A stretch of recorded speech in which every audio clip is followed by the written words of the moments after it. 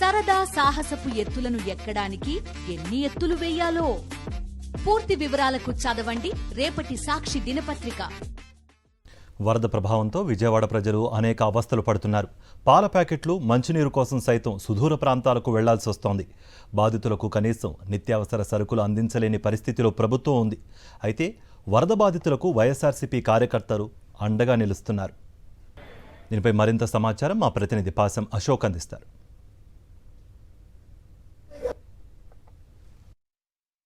ప్రభుత్వం బాధితుల్ని ఆదుకునే ప్రయత్నంలో విఫలమైనటువంటి నేపథ్యంలోనే వైఎస్ఆర్సీపీకి సంబంధించినటువంటి కార్యకర్తలు ప్రస్తుతం అయితే వరద ప్రభావిత ప్రాంతాల్లో పర్యటిస్తున్నారు. అక్కడ ఉన్నటువంటి బాధితుల్ని ఆదుకునేటువంటి ప్రయత్నం చేస్తున్నారు. మనతో పాటు వైఎస్ఆర్సీపీకి సంబంధించి ఉదయం నుంచి నిన్న నుంచి కూడా సేవా కార్యక్రమాలు పాల్గొంటున్నటువంటి వ్యక్తులను మాట్లాడదాం. చెప్పండి, ఏమేమి కార్యక్రమాలు చేస్తున్నారండి పొద్దున్న? ఈరోజు చూస్తే మేము ఉదయం విఎంసీ వాళ్ళు కనీసం లోనకు రాకపోవడంతో మేమే మా ఏరియాకి సంబంధించి అందరం కూడా యువత అందరం పెద్దలు అందరూ కూడా కలిసి మేమే రోడ్లపైకి ఎక్కి అక్కడికి వచ్చిన లారీల దగ్గర టిఫిన్స్ కానీ వాటర్ కానీ తీసుకొని రావడం జరిగింది. ప్రతి ఒక్క ఇంటింటికి వెళ్ళి కూడా అందించడం జరుగుతుంది. కానీ ఒక్క మున్సిపల్ అధికారి కూడా లోనకు రావట్లేదు. వాళ్ళు వచ్చి స్వయంగా వాసిన బాధ్యతలు తీసుకోవట్లేదు. వాళ్ళు రోడ్ల మీద పెట్టేస్తే కొట్టుకోమన్నట్టు అలా లారీలు పెట్టి వదిలేస్తే మేము ఎగబడి అందరూ కూడా తీసుకొని వచ్చి ఇంటింటికి కూడా తీసుకెళ్లే కార్యక్రమం మన యువత, మన కుర్రవాళ్ళు, మన పెద్దలు అందరూ కూడా కలిసి చేయడం జరుగుతుంది. ఇది గత ఆదివారం ఉదయం 2 అడుగుల హైట్ ఉన్నప్పుడే మేము అప్రమత్తం చేయాల్సిన అధికారులని హెచ్చరించాను. నేను వీడియో ద్వారా, మెసేజ్ల ద్వారా అన్ని గ్రూప్స్కి, అన్ని పార్టీ నాయకులకు నేను తెలియపరిచాను.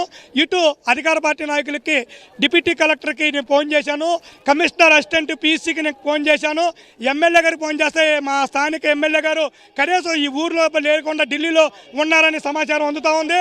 అలాంటప్పుడు వాళ్ళొక పిఏతో నేను మాట్లాడితే ఆయన కూడా ఎలాంటి స్పందన లేదు.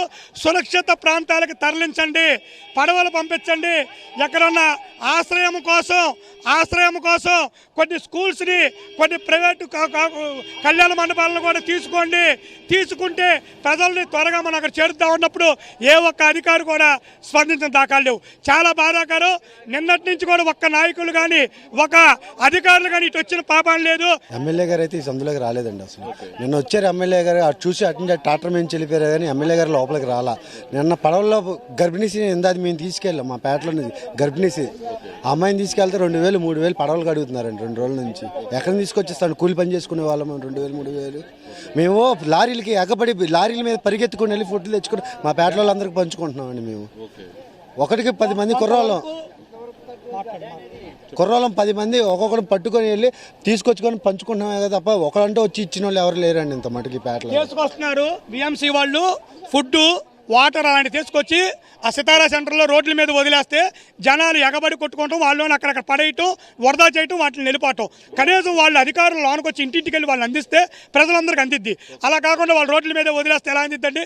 కరెంట్ లేదు, ఇళ్లలో చీకట్లో బతుకుతున్నారు, వాటర్ లేదు, తాగటాకు లేవు, అయోలక్షణ అల్లాడిపోతున్నారు, దోవలు. కానీ ఓకే, ప్రకృతి కావచ్చు, కానీ మీరు చేసిన చర్యలే.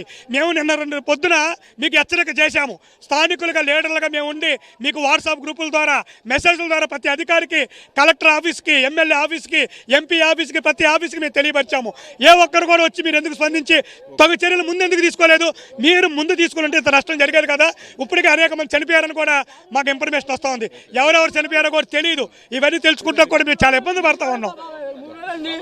వాళ్ళ కాళ్ళకి ఇస్తారని మా బోటు వచ్చింది. బోటు మాకు ఒక మంచి కూడా లేదు.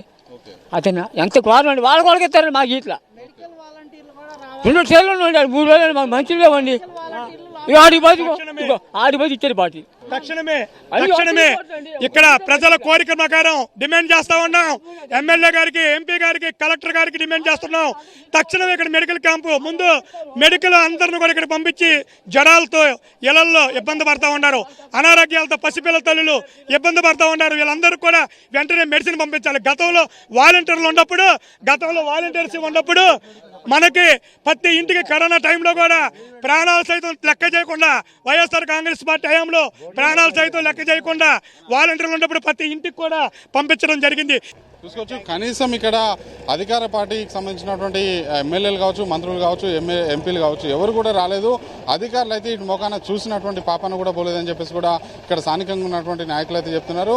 ఎక్కడైతే నీరు ఎండి ఉంటుందో అక్కడ ఆ నీటిలోకి దిగకుండా కేవలం రోడ్డు మీద మాత్రమే నిలబడి చేతులు ఊపుతూ నాయకులు వెళ్లారని చెప్పేసి కూడా ఆవేదన వ్యక్తం చేస్తున్నటువంటి పరిస్థితి ఉంది. తాము గతంలోనే వారం రోజుల క్రితమే వరద వస్తుందని చెప్పేసి అధికారులను అప్రమత్తం చేసేటువంటి ప్రయత్నం చేసినా కూడా ఏ అధికారి కావచ్చు, అధికార పార్టీకి సంబంధించినటువంటి నేతలు కావచ్చు కనీసం స్పందించలేదు. ఆ రోజు స్పందిస్తే ఈ రోజు ఇలా మునిగిపోయి నష్టపోవాల్సినటువంటి పరిస్థితి కూడా ఉండేది కాదని చెప్పేసి కూడా ఆవేదన వ్యక్తం చేస్తున్నటువంటి పరిస్థితి కనిపిస్తుంది. ఇప్పటికైనా నష్టపోయినటువంటి ప్రజలందరినీ కూడా ఆదుకోవాలని చెప్పేసి కూడా స్థానికులు అయితే డిమాండ్ చేస్తున్నారు.